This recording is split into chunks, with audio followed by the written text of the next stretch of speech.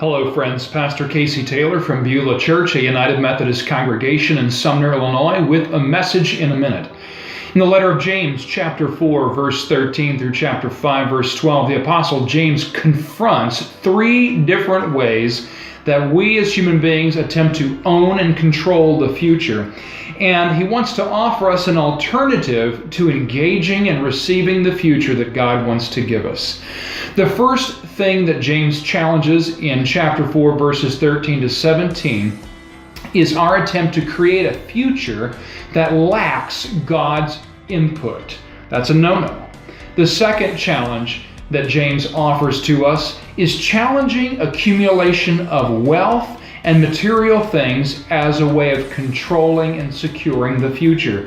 Lots of things that could be said about the biblical perspective on money and the unique spiritual dangers that come with wealth, but James is focused primarily here on our attempt to control tomorrow by simply gaining enough money or stuff.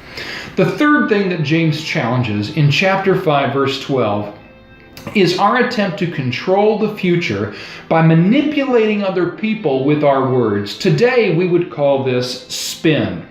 James says you cannot attempt to manipulate people with your words and thereby try to control the future. Instead, you just need to be honest and straightforward and let your words be yes, yes, or no, no.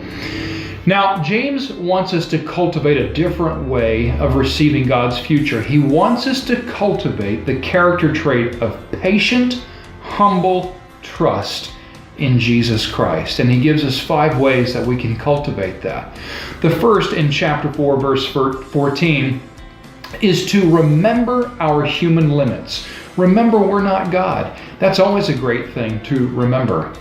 Chapter 4, verse 15 gives us our second way of cultivating this character trait, and that is to lay all of our plans before the Lord. If you have a dream or a vision about tomorrow, if you're a disciple of Jesus, you've got to bring that into conversation with the Lord and get His blessing and have His help to sift through your dreams about tomorrow.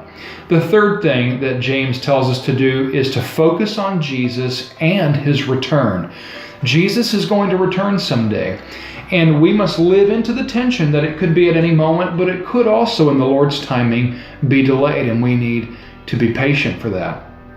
The fourth thing that we need to do, he tells us in chapter 5, is look at other examples of patient perseverance to let that be an encouragement to us. He tells us about farmers who patiently plant in one season and patiently wait for the harvest in another.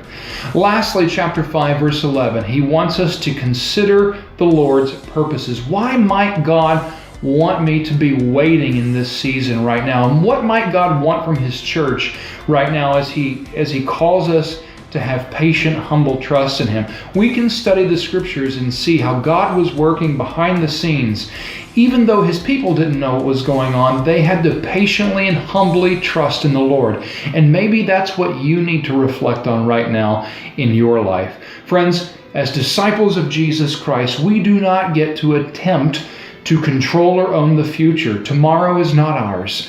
But we are called to cultivate patient, humble trust in Jesus. This has been a message in a minute from Beulah Church.